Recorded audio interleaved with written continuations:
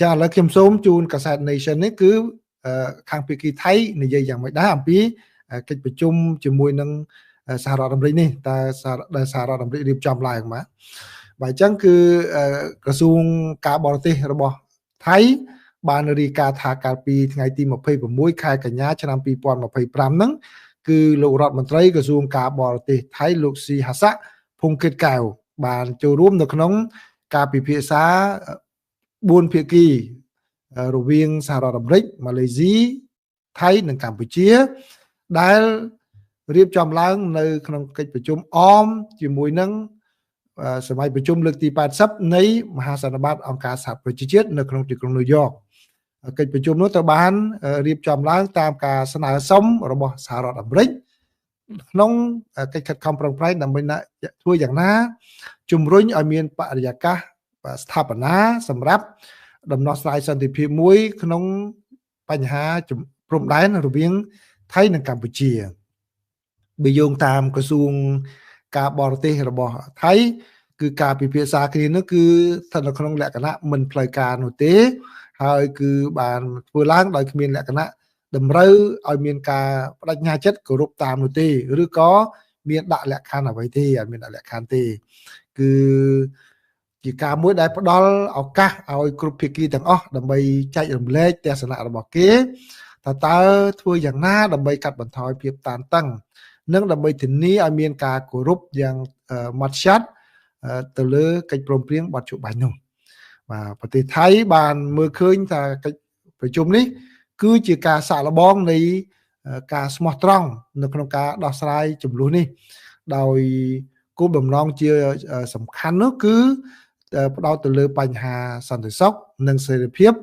នៅតាមបណ្ដោយព្រំដែនរវាងថៃកម្ពុជាក៏ដូចជាធ្វើឲ្យមានភាពច្បាស់លាស់កាន់តែខ្លាំងក្នុងការធ្វើដំណើរឆ្ពោះទៅមុខតទៅទៀតបាទនេះគឺជាអ្វីដែលខាងសារព័ត៌មានថៃបានរៀបរាប់អញ្ចឹងខ្ញុំបានជម្រាបជូនទាំងសងខាងហើយណាបាទតែខាងអាមេរិកអត់មានបាននិយាយនៅកន្លែងនោះឡើយទេបើថ្ងៃក្រោយខាងអាមេរិកបានបញ្ជាក់យ៉ាងម៉េចខ្ញុំនឹងជម្រាបជូនតាមនោះដែរណាបាទចង់ដឹងទាំងសងខាងអញ្ចឹងហើយបានជាលោកភូមិកិតកៅគាត់លើកយកបញ្ហាហ្នឹងទៅថ្លែងនៅអង្គការសហប្រជាជាតិថាកម្ពុជា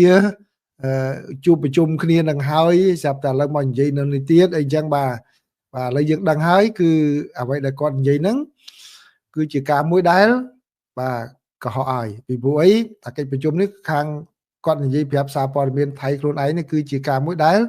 មិនមែនគេហៅ non binding គឺមិនមែនជាការមួយត្រូវឲ្យគោរពតាមនោះទេអញ្ចឹងគាត់ចង់សំទោសនឹងខ្ញុំនិយាយចូលបន្ថែមជាយោបល់ទេណាបាទបន្ថែមជាយោបល់អញ្ចឹងគាត់ចង់និយាយអាកិច្ចប្រជុំ informal អញ្ចឹងចាប់អារម្មណ៍ពាក្យពីរពេលអានអត្ថបទហ្នឹងចាប់អារម្មណ៍ពាក្យពីរគឺ informal ហើយនឹង non binding បាទ non binding ហ្នឹងភាសាអង់គ្លេសគឺបានន័យថាមិនតម្រូវឲ្យគោរពតាមទេបានន័យថាឯកភាពគ្នាយ៉ាងម៉េចនៅកន្លែងហ្នឹងគឺគាត់ឯកភាពគ្នាគាត់និយាយគ្នាលេងទេមិនតែមិនមែនថ្ងៃក្រោយទៅថាឯឯកភាពនៅកន្លែងហ្នឹងឯងត្រូវតែគោរពតាមមិនមែនទេ non binding គឺมันមានន័យថាមិនចាំបាច់គោរពតាមឬក៏មិនមានចេញជា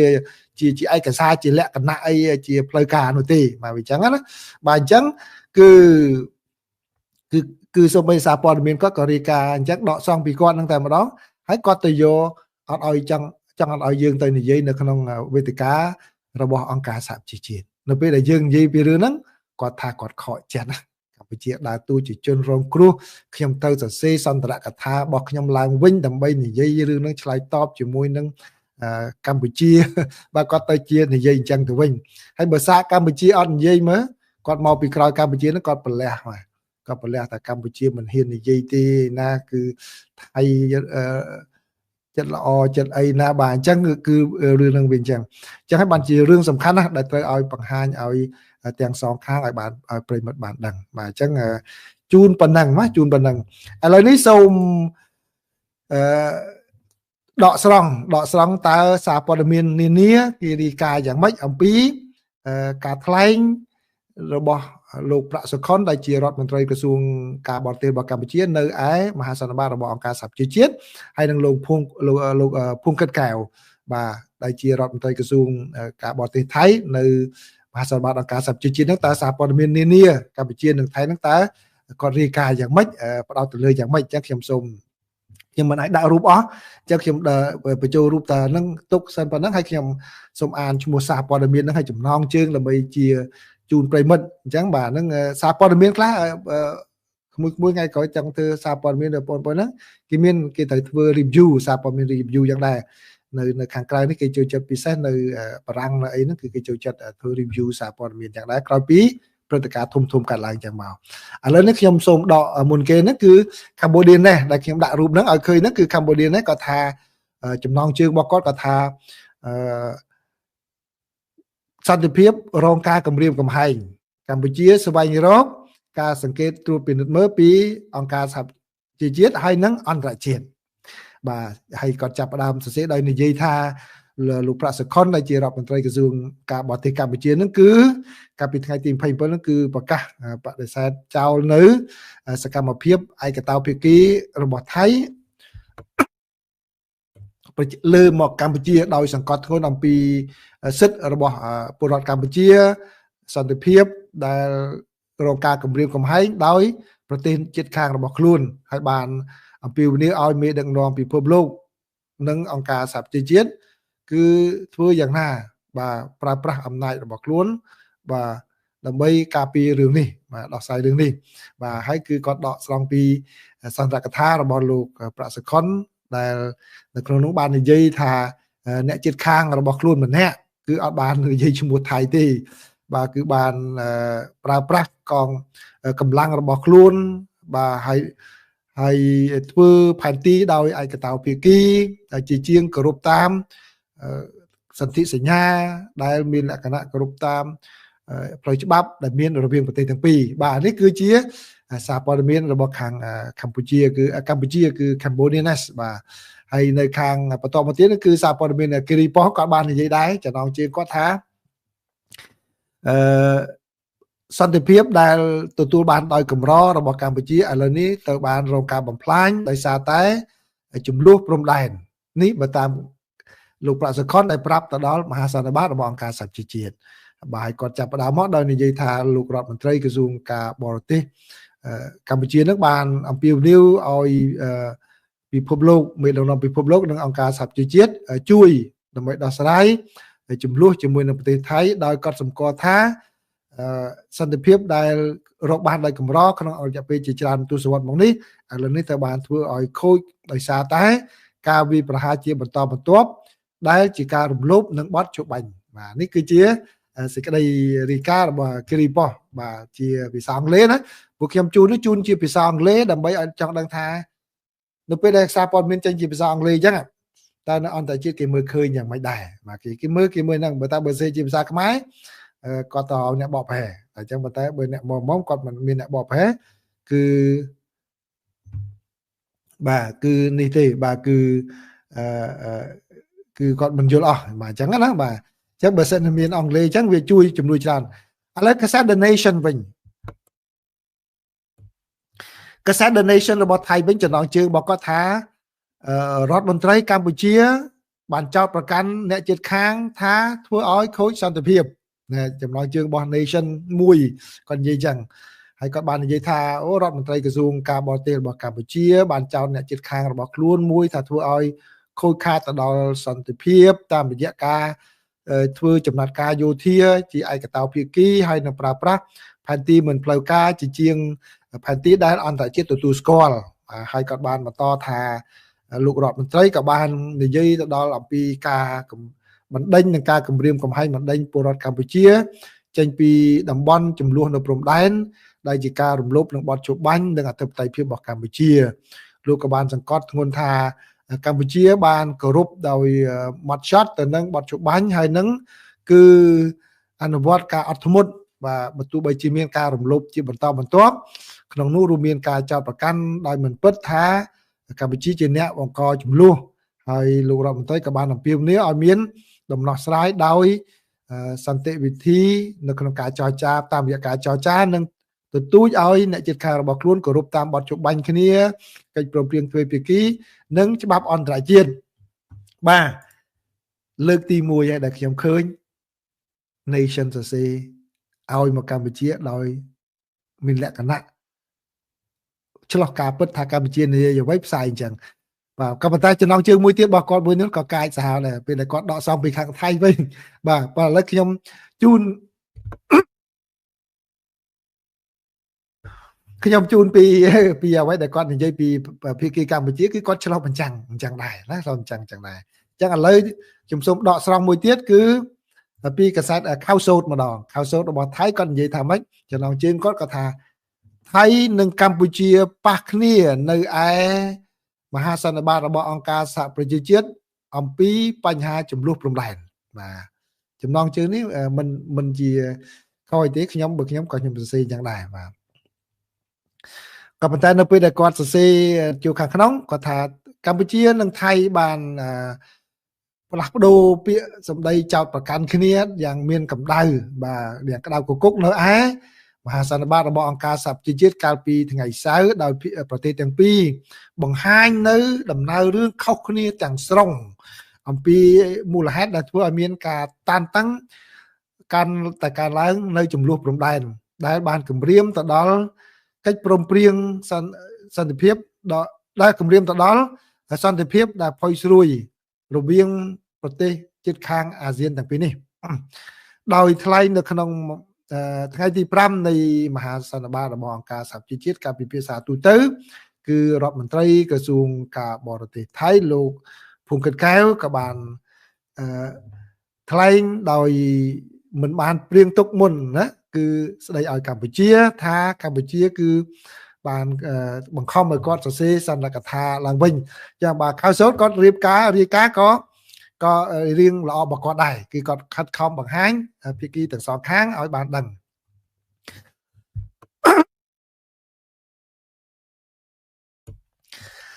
បាទចំណងជើងមួយទៀតរបស់ The Nation គាត់និយាយថារដ្ឋមន្ត្រីការបរទេសរបស់ថៃបានព្រមានទៅដល់មហាសន្និបាតរបស់អង្គការសហប្រជាជាតិអំពីការបង្កហេតុរបស់កម្ពុជាបាទអញ្ចឹងគាត់បាននិយាយមកគឺដោយអ្វីដែលលោករដ្ឋមន្ត្រីការបរទេសរបស់ថៃបានថ្លែងអញ្ចឹងខ្ញុំមិនបាច់ជម្រាបជូនតទៀតទេពីព្រោះឲ្យប្រិមិត្តបានដឹងហើយខ្ញុំបានជម្រាបជូនអ្វីដែលខាងរដ្ឋមន្ត្រីការបរទេសថៃបាននិយាយកាលពីម្សិលមិញគឺនិយាយថាកម្ពុជាគឺគាត់ចោទកម្ពុជាថាធ្វើបង្កើនចំនួនព្រំដែននេះដោយចេតនាហើយយកបញ្ហានេះធ្វើជាបញ្ហាអន្តរជាតិនោះចាំបានទេម្សិលមិញខ្ញុំថាគាត់ចោទថាកម្ពុជាបង្កបញ្ហាយកបញ្ហាធ្វើជាបញ្ហាជាតិហើយយកមកជាអន្តរជាតិដោយអះអាងថាគឺទាហានកម្ពុជាទេដែលបានបាញ់ឆ្លងព្រំដែនជាញឹកញយហើយបាញ់បង្ហោះ drone ចូលទៅក្នុងទឹកដីថៃចាប់តាំងពីថ្ងៃទី23ខែកញ្ញាមកដែលជាការរំលោភបទជប់បាញ់គ្នាដែលបានព្រមព្រៀងគ្នានៅម៉ាឡេស៊ីបាទហ្នឹងគឺខាង nation មួយទៀតគឺគាត់ដកសងពីខាងតែរដ្ឋមន្ត្រីរបស់គាត់ដោយឡែកកាសែតបាងកកប៉ុស្តិ៍វិញបាងកកប៉ុស្តិ៍វិញចំណងជើងគាត់គឺដាក់សាហាវហ្មងបាទគាត់ដាក់ថា Cambodia lies is provocative violates ceasefire you untold បាទគឺបានថាអង្គការសហប្រជាជាតិត្រូវបានគេប្រាប់ឲ្យដឹងថាកម្ពុជាកុហកកម្ពុជាបង្កហេតុកម្ពុជារំលោភបទជបាញ់នេះគឺបាងកកប៉ុស្តិ៍បាទបាងកកប៉ុស្តិ៍គាត់បានដកសងពីខាងលោកភូមិកិតកែវគាត់ថារដ្ឋមន្ត្រីក្រសួងការបរទេសថៃគឺលោកស៊ីហាសាក់ភូមិកិតកែវនោះបានប្រាប់ទៅដល់មហាសន្និបាតអង្គការសហប្រជាជាតិថាកម្ពុជាបន្តកុហកហើយនឹងធ្វើសកម្មភាពបង្កហេតុនិងរំលោភបទជបាញ់គ្នាដែលបានព្រមព្រៀងគ្នាជាមួយនឹងប្រទេសថៃហើយដែលបាននិយាយនៅក្នុងមហាសន្និបាតហ្នឹងគឺលោកស៊ីហាសាក់ហ្នឹងគឺថ្លៃនេះគឺជាការឆ្លើយតបទៅនឹងរដ្ឋមន្ត្រីការបរទេសរបស់កម្ពុជាដែលបានចោទថាគឺពលរដ្ឋកម្ពុជាទៅបានគេបណ្ដេញចេញពីទឹកដីដែលពួកគេបានរស់នៅអស់រយៈពេលជាច្រើនទសវត្សរ៍មកហើយជាធ្វើឲ្យបានវិប្រហារដោយមិនបានបង្កហេតុជាមុនហើយក៏បានកើតមានឡើងនៅតំបន់ដែលមានលក្ខណៈរសើបផងដែរហើយមន្ត្រីរបស់កម្ពុជាទំនងជានិយាយទៅដល់ការខិតខំប្រឹងប្រែងរបស់ថៃដែលទាមទារយកផ្នែកមួយនៃភូមិបាននងច័ន្ទបាទនៅក្នុងខេត្តស្រះកែវពីកម្ពុជាដែលធ្លាប់ ជាជំរំជនភៀសខ្លួនរបស់កម្ពុជាក្នុងអំឡុងពេលដែលពលរដ្ឋកម្ពុជារត់ភៀសខ្លួនចេញពីសង្គ្រាមស៊ីវិលក្នុងទសវត្សរ៍1970បាទនេះគឺជាសារព័ត៌មានសំខាន់នៅថៃនិងនៅកម្ពុជាដែលខ្ញុំដកស្រង់មកជម្រាបជូនប្រិយមិត្តទាំងអស់គ្នាអញ្ចឹងឥឡូវយើងបានឃើញហើយណាបានឃើញហើយតើនៅពេលដែលមានចំនួនអញ្ចឹងតើសារព័ត៌មាននីមួយៗគាត់បង្ហាញយ៉ាងម៉េចពីខាងភាគីមួយបាទគឺភាគច្រើនគឺសារព័ត៌មានមួយគាត់បង្ហាញពីខាងស្រុកគាត់ច្រើនមួយទៀតបង្ហាញពីស្រុកគាត់ច្រើនរៀងខ្លួនប៉ុន្តែនៅក្នុង show នេះខ្ញុំបង្ហាញទាំងសងខាងច្រើនទាំងសងខាងឲ្យប្រិយមិត្តបានដឹងដើម្បីជាចំណេះដឹងផងដែរបាទអញ្ចឹងរឿងកម្ពុជានិងថៃចប់តែប៉ុណ្ណឹងក៏ប៉ុន្តែខ្ញុំសូមបន្តអ្វីដែលខ្ញុំបាននិយាយម្សិលមិញហ្នឹងបាទអញ្ចឹងគឺអ្វីដែលមិនមែនជាការមួយឲ្យអាលទេប៉ុន្តែក៏ជាការមួយបង្រៀនប្រិយមិត្តឲ្យសង្កេតទេណាបង្រៀនប្រិយមិត្តឲ្យរៀនចេះសង្កេតហើយនឹងតាមដានមើលអញ្ចឹងបើឆ្លងតាមរយៈព្រឹត្តិការណ៍កាលពីថ្ងៃសៅរ៍គឺយើងត្រូវត្រៀមចិត្តត្រៀមកាយតឹងចាំមើលតើថៃនឹងធ្វើយ៉ាងម៉េចទៀតនៅថ្ងៃខាងមុខជាពិសេសចាប់ផ្ដើមពីដើមខែតុលានេះទៅចាំមើលក្នុងរយៈពេល1ខែហ្នឹងតើយ៉ាងម៉េចពីព្រោះអីដូចខ្ញុំបាននិយាយពីខាងដើមគឺខាងមេដែលឡើងមកថ្មីហ្នឹងបាទគាត់មិនអាចធ្វើទៀបជាងមុនទេបើមិនអញ្ចឹងទេគាត់នឹងរងការរិះគន់ពីមហាជនថៃបាទអញ្ចឹងគាត់អាចធ្វើដូចមុនឬក៏អាចលើសមុនហ្នឹងដើម្បីបង្ហាញគាត់ថាគាត់ជាអ្នកខ្លាំងបាទហើយតំបន់ណាដែលប្រិមិត្តត្រូវមើលខ្ញុំឃើញតំបន់2ដែលត្រូវពិនិត្យមើលទី1គឺតំបន់ដែលយុទ្ធភូមិភាគ2ហ្នឹងដែលអនុប្រធានរបស់ផាត់ឃ្លាំងឡើងមកហ្នឹងគាត់នឹងបង្ហាញស្នាដៃគាត់ថាគាត់ធ្វើតាមមេគាត់ដូចមេគាត់មុនដែលកាចអញ្ចឹងឬក៏កាចជាងមេគាត់តឹងរឹងជាងមេគាត់មុននឹងគាត់សម្របសម្រួលឡើងវិញតំបន់មួយទៀតដូចជាខ្ញុំដូចជាយុទ្ធភូមិភាគ4ហើយ3មិនដឹងទេខ្ញុំភ្លេចទៅដែលអនុប្រធានរបស់ផាត់ឃ្លាំងគាត់ឡើងទៅធ្វើមេយុទ្ធភូមិភាគតំបន់ហ្នឹងប្រិយមិត្តទៅមើលខ្ញុំធ្លាប់បានបង្ហាញម្ដងតែប៉ុន្តែភ្លាមខ្ញុំនឹកមិនឃើញតំបន់ហ្នឹងក៏អាចទៅចាំរងមើលដែរតើម្នាក់ហ្នឹងគាត់ធ្វើតាមមេគាត់នៅកន្លែងថ្មីហ្នឹងឬក៏យ៉ាងម៉េចបាទតាមមើលហើយអ្នកដទៃទៀតក៏យើងទៅតាមមើលដែរអញ្ចឹងតើរឿងនេះយ៉ាងម៉េចវាអាចនឹងស្រាលជាងមុនឬក៏ធ្ងន់ជាងមុនប៉ុន្តែខ្ញុំបើតាមបទពិសោធន៍ដែលខ្ញុំធ្លាប់សង្កេតនៅខាងក្រៅនេះបាទពួកគាត់ខ្ញុំដឹងតាក់ទិចគ្រូគាត់បាទគ្រូគាត់គឺមិនភ្លាមគឺមិននេះឯងមិនបថយទេគឺគ្រូគាត់គឺតែថា show who you are who's the boss who's in charge តែដាក់អញ្ចឹងមួយសិនហើយអញ្ចឹងណាអញ្ចឹងគាត់អាចនឹងប្រើតាក់ទិចនឹងដែរឬក៏គាត់យ៉ាងម៉េចអញ្ចឹងយើងទៅតាមមើលប្រយ័ត្នទាំងអស់គ្នាមិនមែនជាការបំផុសប៉ុន្តែគាត់ថាគឺផ្ដល់ការប្រុងប្រយ័ត្ននឹងតាមមើលទាំងអស់គ្នារៀនសង្កេតហ្នឹងរៀនសង្កេតទេខ្ញុំឲ្យប្រិយមិត្តរៀនសង្កេតទេបាទហើយជាចំណេះដឹងទេបាទអញ្ចឹងនេះគឺជាព័ត៌មានតាក់ទងជាមួយនឹងកម្ពុជានិងថៃឥឡូវនេះច្រើនម៉ោងហើយអញ្ចឹងឥឡូវជូនព័ត៌មានខ្លីៗបាននៅកន្លែងនេះគឺព័ត៌មានតាក់ទងជាមួយនឹងប្រទេសអ៊ុយក្រែនហ្នឹងគឺរុស្ស៊ីថ្ងៃនេះវាយប្រហារពីដណ្ដប់ម៉ោងតែម្ដងបាទគឺទៅលើតំបន់ជាច្រើនហើយនឹងបានបណ្ដាលមនុស្សឲ្យមនុស្សយ៉ាងស្លាប់យ៉ាងហោចណាស់គឺចំនួន4នាក់ដែរហើយ70នាក់យ៉ាងហោចណាស់70នាក់ទៀតរងរបួសណាគឺវាយប្រហារទៅលើតំបន់ចំនួន7របស់អ៊ុយក្រែនហើយគឺពីដណ្ដប់ម៉ោងវាយច្រើនហើយតាមការដឹងគឺមានការបាញ់ drone ប្រហែលជាជិត600ហើយនឹងមីស៊ីលជាច្រើនសັບទៀតបាទ several dozen គឺបានន័យថាជាច្រើនសັបទៀតចង់ច្រើនណាស់នៅក្នុងទីតាំងចំនួន7របស់អ៊ុយក្រែនហើយលោក Zelensky ក៏ថាអ្វីដែលថៃធ្វើនេះគឺបង្ហាញសំទោសអ្វីដែលរុស្ស៊ីធ្វើនេះគឺជាចេតនាមួយដែលមិនចង់បញ្ចប់សង្គ្រាមនោះទេនេះចង់ហៅរុស្ស៊ីហើយទាំងថៃស្តៀងគ្នាអធិស្ឋានណាបើច្រឡំមាត់ដូចថ្ងៃមុននេះនិយាយរឿងអាមេរិកចេញនិយាយរឿងមកថៃចេញរឿងអាមេរិកនៅវិញដែរច្រឡំមាត់ចាស់ហើយចឹងហើយបាទអញ្ចឹងនេះជាព័ត៌មានទី5ហើយព័ត៌មានទី6ចុងក្រោយគឺនៅថ្ងៃនេះថ្ងៃអាទិត្យនេះគឺអង្គការសហប្រជាជាតិដាក់ទណ្ឌកម្មឡើងវិញហើយទៅលើប្រទេសអ៊ីរ៉ង់ដែលតាក់ទងជាមួយនឹងកម្មវិធីនុយក្លេអ៊ែររបស់អ៊ីរ៉ង់ បាទនេះជាការមួយដែលគៀបដាក់សម្ពាធបន្ថែមទៀតទៅលើប្រទេសអ៊ីរ៉ង់ដែលឥឡូវនេះគឺកំពុងតែជួបបញ្ហាវិបត្តិសេដ្ឋកិច្ចខ្លាំងជាពិសេសគឺទំនិញប្រើប្រាស់ហ្នឹងឡើងថ្លៃហើយពលរដ្ឋហ្នឹងគឺមានការលំបាកនៅក្នុងព្រួយបារម្ភពីអនាគតរបស់ពួកគេបាទទណ្ឌកម្មហ្នឹងគឺជាការមួយដែលបង្កកទ្រព្យសម្បត្តិរបស់អ៊ីរ៉ង់នៅខាងក្រៅប្រទេសក៏ដូចជាមិនឲ្យមានអ្នកណាមួយលក់អាវុធលក់អីហ្នឹងទៅឲ្យអ៊ីរ៉ង់ផងដែរបាទហើយជាការមួយបាទដាក់ទណ្ឌកម្មចំពោះការដែលបាទអ៊ីរ៉ង់ធ្វើកម្មវិធីអាវុធផ្លោងរបស់ខ្លួនហើយនឹងគឺជាវិធានការដែលដាក់ទៅលើអ៊ីរ៉ង់បាទនេះគឺជាព័ត៌មានទី6ដែលខ្ញុំរៀបចំសម្រាប់ប្រិយមិត្ត